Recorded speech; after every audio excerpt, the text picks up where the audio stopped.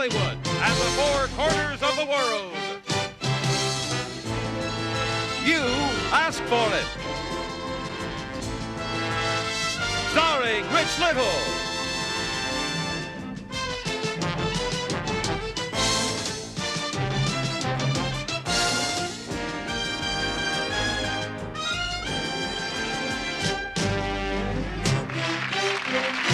Here's the star of You Asked For It, Rich Little.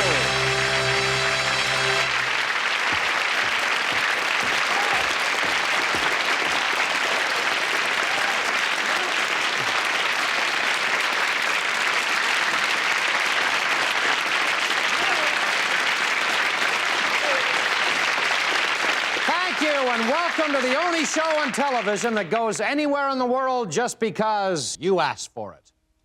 Tonight from Java, dancers defy all pain in an hypnotic dance. From Jerusalem, the secret tunnel of an ancient king, the world's most savage animal, and much more.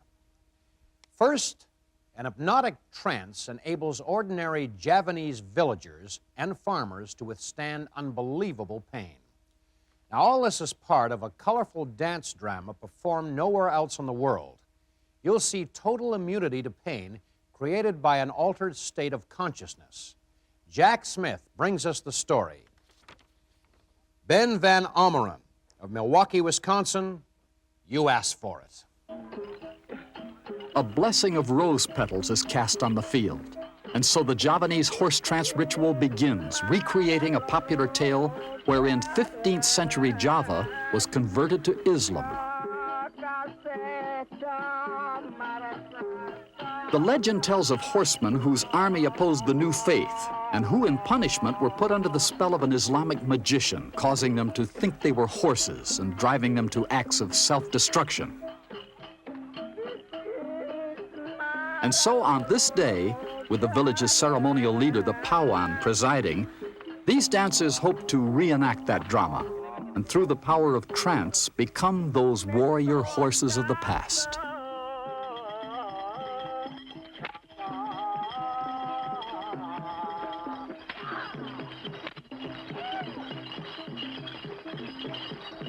But entering a state of transcendence can be overwhelming for some.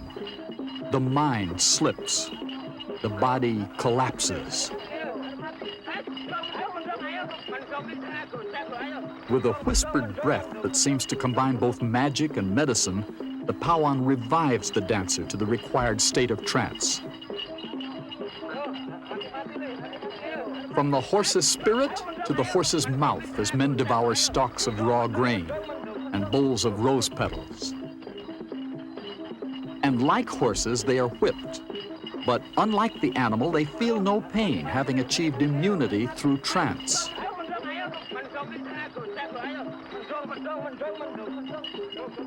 Rhythms and chants fill the field at Java, inspiring the dancers in the pursuit of ancient spirits.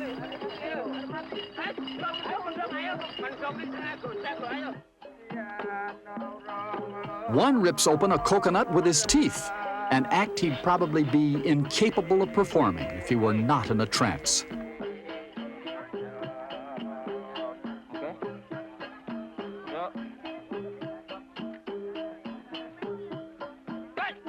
Others dance on fire. Their feet, which show no signs of burn, are believed to be protected by their faith and the power of the Pawan.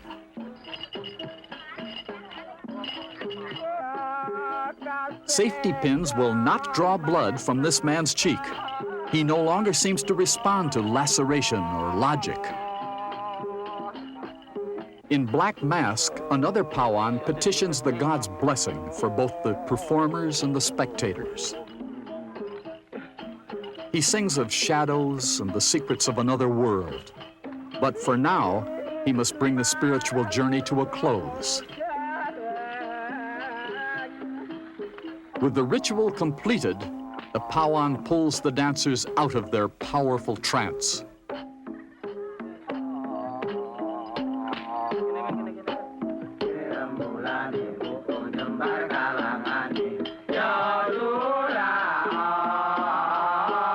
like dreamers waking from a deep sleep, the dazed dancers will remember little of what has occurred. But we will remember this strange and mystic field in Java because you asked for it. Now, that was a remarkable story. But kids, broken glass and fire can cause you real pain. Please do not attempt any of these things. Coming up next, a very surprising story of the world's most savage animal. We shall return.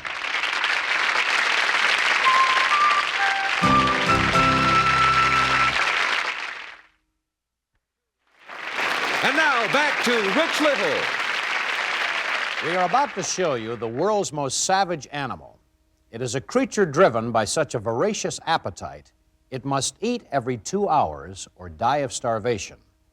It is equally deadly on land or underwater. It moves at such a frantic pace that its heart beats an astounding 1,000 times a minute. Now, this beast is equipped with the venom of a cobra, the radar of a bat. Heard enough? Okay. Jack Smith reveals the secret for Mary Ann Rentmeister of Mesa, Arizona. You asked for it. Surprising as it may seem, this small creature is the most ferocious animal in the world, the shrew. Experiments have shown that the 200 varieties of shrew all share a hyperactive energy, which causes a shortened lifespan. The electrocardiogram reveals an amazing heart rate of 1,000 beats per minute. A heartbeat 14 times the human rate. Day and night, the shrew is active in his search for food. Because he cannot store excess food, he'll starve to death if he doesn't eat every few hours.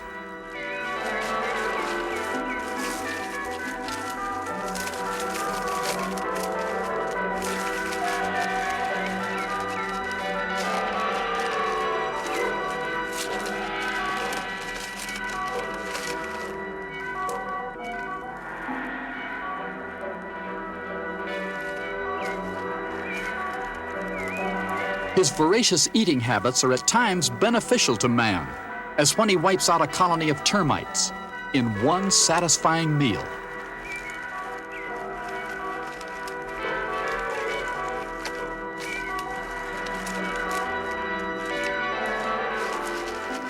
Driven by hunger and armed with a poisonous bite, a short-tailed shrew will attack a deer mouse, twice his size.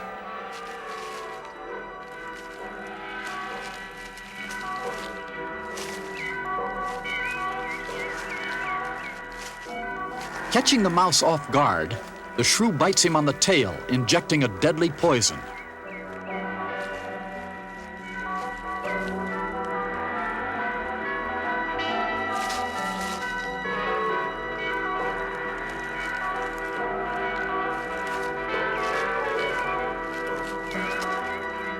The shrew's venom works like that of a cobra, numbing the victim into a state close to death. The hungry shrew finishes the process. Over a period of 200 million years, the shrew has evolved into many forms, such as the water shrew, who has developed certain specialized features to catch his prey underwater. A rudder-like tail to help him maneuver through the rocks. Bristle hairs on his feet to increase his swimming speed. And thick fur, which prevents water from ever touching his skin. Without this insulation, the cold water would kill the shrew.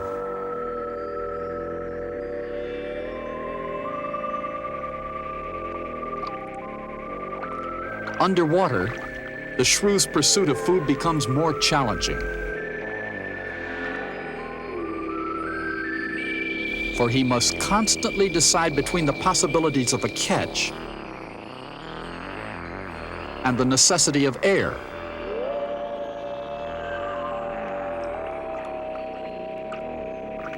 Dive after dive, the process is one of desperation.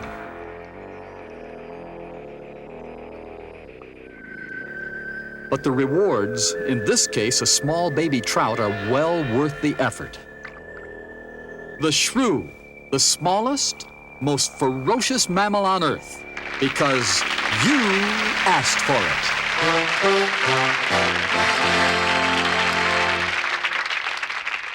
This is Orson Welles. I wonder if man could ever tame an animal like that. Probably not. It's too vicious. But if someone could, you could name a play after it. The Taming of the Shrew.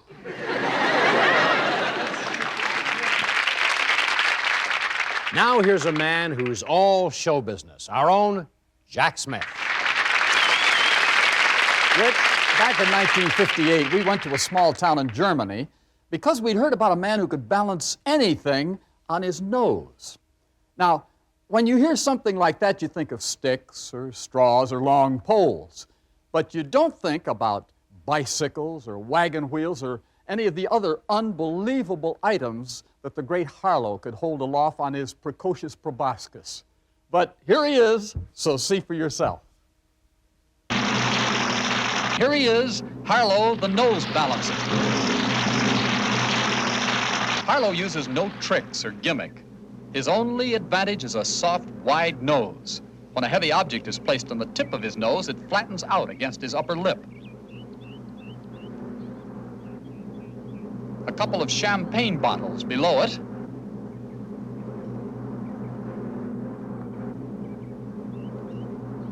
And still a third bottle.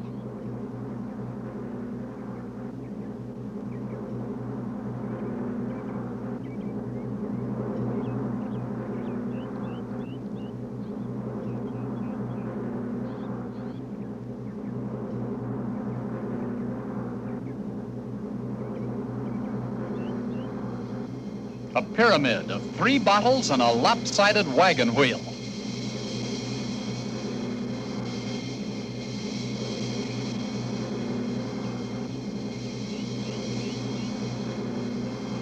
Just call him nosy. He doesn't mind. It's a living.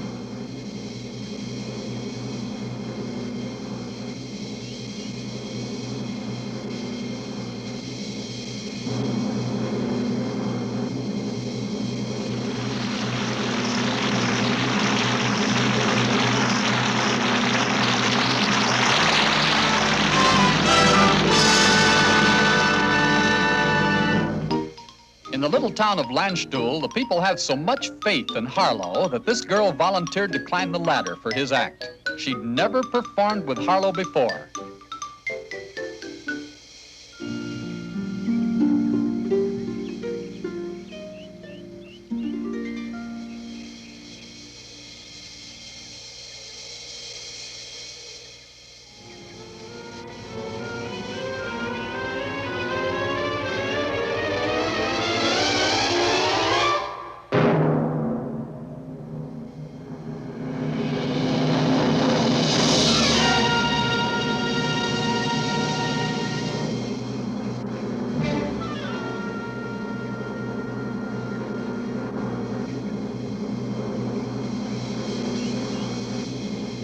Full weight of the ladder and the girl on the tip of his nose.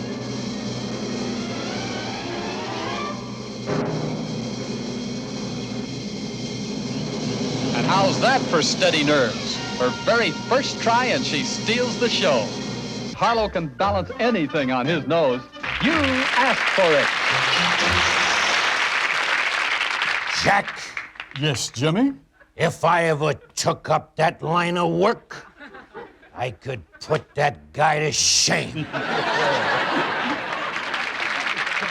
Next, from underground Jerusalem, the secret tunnel of an ancient king. We'll be back.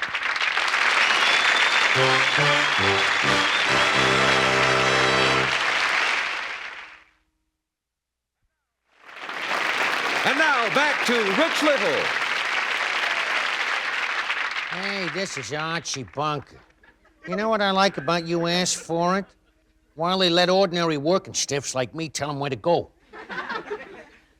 Now, you can send those Hollywood types flying all over the world to put what you want on this show. So right, you asked for it. P.O. Box 1980, Hollywood, California, 90028. Jerusalem, the holy city for a large part of mankind. If its stones could speak, what they could tell of our history and ourselves. Tonight, those stones do speak, far under the earth, deep inside an underground tunnel carved out of solid rock 2,700 years ago. To bring us this exclusive story of underground Jerusalem, our Dale Haramoto takes us to Hezekiah's Tunnel. And Donna Kagan of Milwaukee, Wisconsin, you asked for it. Jerusalem has been known as the city of David, of Mohammed, and of Jesus, as the city of heaven and earth.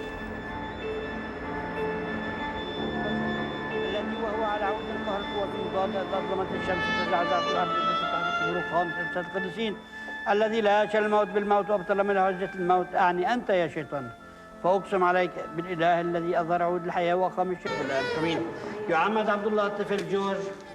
A new life is consecrated, a symbol of the endurance of life and faith in Jerusalem.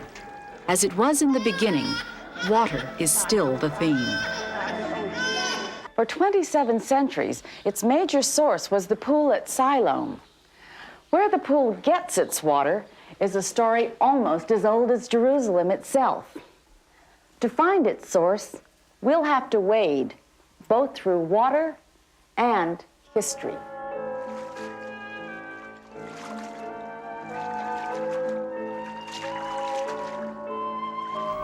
The water comes through this man-made tunnel, carved from rock in the 8th century BC during the reign of King Hezekiah.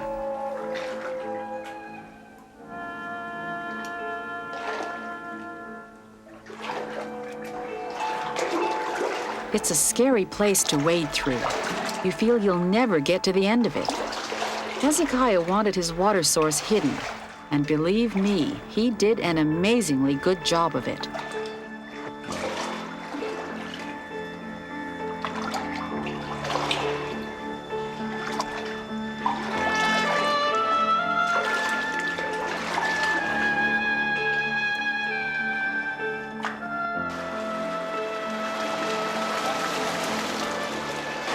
The tunnel is 600 yards long and ends at Gihon Spring, the original source of Jerusalem's water. Although Gihon Spring is no longer important as a source of water, this ancient system is still an attraction for pilgrims.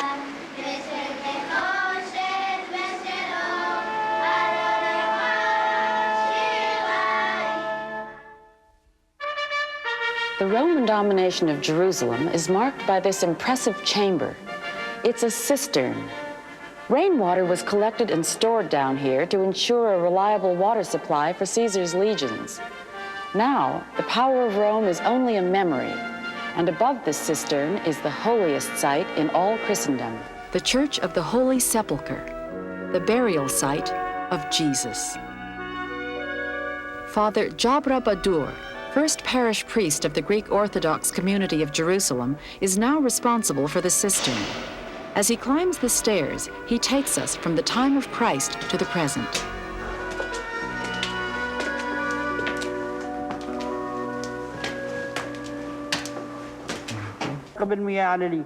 For little George Munir O'Day, the ancient stones have spoken, a symbol of the Jerusalem few people ever see.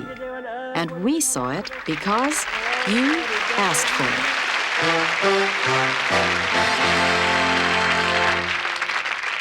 In spite of, or perhaps because of Jerusalem's significance, it has felt the heel of 1,000 conquerors. It has been sacked by armies, ravaged by invaders, thrown to the ground countless times. Yet Jerusalem rises again and again and outlasts all the kingdoms that have risen against it. For the foundations of Jerusalem are laid in the hearts and souls of 1 billion people all over the earth.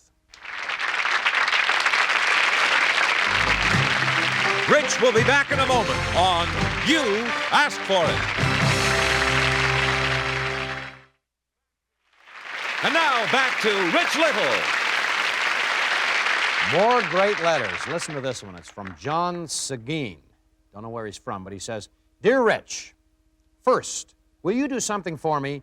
Every time you come running out on stage, and even after, sometimes here at home on TV, you look very dangerously near the edge of the stage. 2 steps and you'll be in the lap of that fat girl below. Stay away from it, please. We don't want you to get hurt. Dear John, you don't understand. I'm trying to fall on the fat girl. That's all the time we have tonight. See you next time on... Good night, everybody.